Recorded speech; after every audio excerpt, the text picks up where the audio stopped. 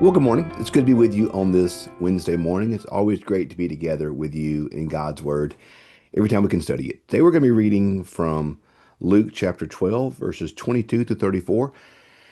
This is an interesting passage. My Bible entitles this section, Do Not Worry.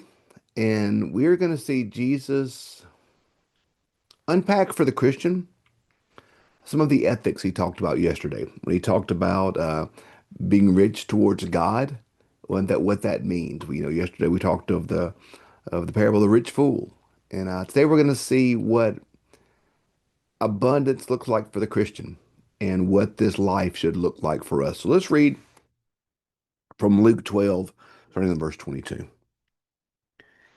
He said to the disciples, "Therefore I tell you, do not worry about your life, what you will eat, or your body, or what you will wear.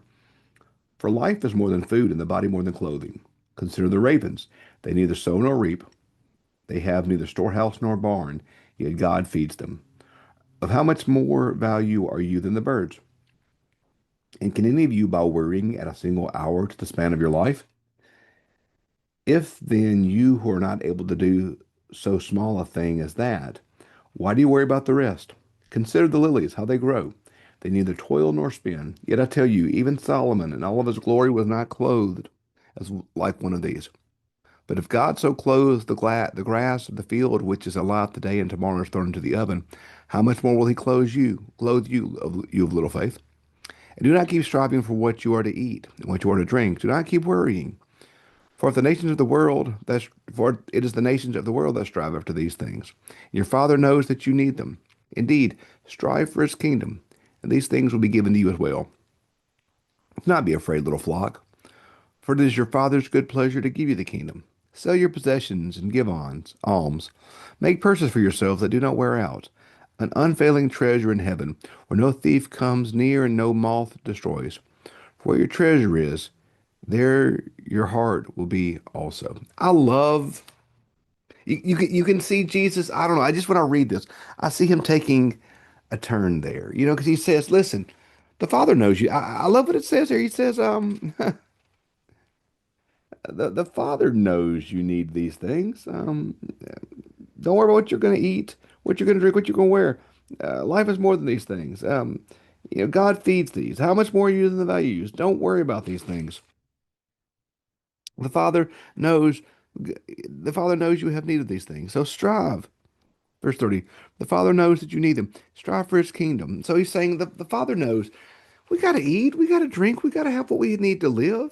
James tells us if any of your neighbor's hungry, don't say, God be with you, and then not feed us. First, give him something to eat. So the Lord knows that we have our physical needs. This is not some pie in the sky type thing with the Lord. Doesn't matter. Hey, don't worry about it. You're gonna be okay. No, what Jesus is saying, the Father knows that we need food. The Father knows that we need clothes. The Father knows that we need these things. And are not the lilies of the field clothed? They're clothed even better than Solomon was in all the splendor. The Lord knows you need food, but look at the ravens. Don't they have all they need to eat? All they need to eat. Um, he said it's the nations of the world that strive after these things, but your Father knows you need them. God knows we need these things. But seek first his kingdom. These things will be added to you. So he's saying the Father knows that you need these things. But seek first his kingdom. And then I love the little turn there. It says, don't be afraid, little flock. You know, you can almost see Jesus saying, Beloved, don't be afraid. For it's your Father's good pleasure to give you the kingdom. Because see, what the passage before about having the wealth, the rich fool, he wasn't striving after God's kingdom, was he? He was striving after his possessions. He wasn't striving after what God wanted, was he? He was striving after what he wanted. He says, it's your Father's good pleasure to give you the kingdom. Not necessarily to give you all of your earthly desires, not necessarily to give you all of your earthly wants. It's not your Father's good pleasure to give you every earthly want you ever desire. That's not your Father's good pleasure. What's your Father's good pleasure? To give you the kingdom. Don't settle for something so insignificant as earthly stuff. You know, don't settle for something so unimportant as earthly things. Your Father longs to give you the kingdom. Your Father longs to give you something truly worthwhile, something truly amazing, something truly eternal. So don't settle for earth, y'all. Your Father longs to give you the kingdom. So then he says, hey, give all your stuff away, sell your possessions, give away alms, make a purse that will not wear out, an unfailing treasure of heaven. Because where your treasure is, there's your heart. Where your treasure is, there's your heart. Whatever it is you love, whatever it is you treasure, that's where your heart's going to go. So, what are you treasuring right now? Are you treasuring the stuff of earth, the earthly possessions that moths moths destroy and that thieves steal? Are we treasuring these earthly things that don't have any eternal value? Are we treasuring temporal things that will fade and will destroy? Because if we are treasuring those things, then we're going to be like the rich fool in the previous parable. If we're treasuring the stuff of the earth, then we're not even going to be thinking about the things of God. Where your treasure is, there's your heart. So, are we striving after God's kingdom? I'm a worrier.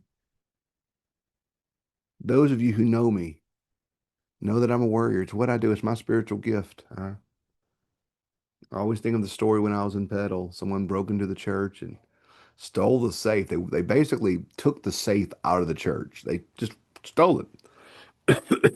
And I was I was teaching at a confirmation retreat, and I got a phone call saying, "Hey, somebody stole the safe." So I came home. I came back to Petal, and I was in the back of the office when the police were there. And somebody said, "Well, what's Andy doing here?" And one of my staff members said, "Well, somebody's got to worry." And that's what I do, man. I worry. I make sure the worrying is taken care of. You don't need to worry about who's worrying. I got that done. I got that. I checked that off the list. I got the worrying down part. And can any of you, by worrying, add a single hour to the span of your life?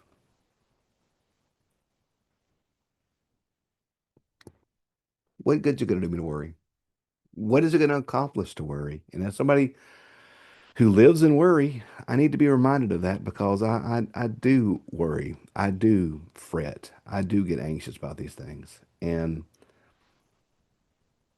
I do worry about life or what we'll eat or what we'll wear. I worry about my kids. I worry about church. I worry about money. I worry about everything, state of the world. And what does that accomplish? The worrying doesn't accomplish anything, does it? It just builds up all this energy that we have that, frankly, our energy would be much better used on striving after God's kingdom than it would be used on things, than worrying about things of this world that we can't control, things of this world that we can't change, things of this world that we can't do anything with. Worry is a temptation. Worry is one that I struggle with every day.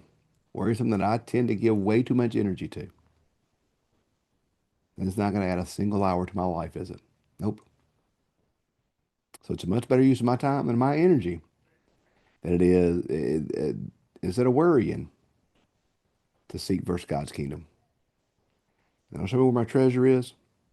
Show me where my heart is. So today, the Father knows you need these things. The Father knows you need these things. But seek first his kingdom. Seek first his kingdom. and we will find that we have all that we need. So don't worry. Don't worry. It's not going to accomplish anything. Don't worry. Trust in God.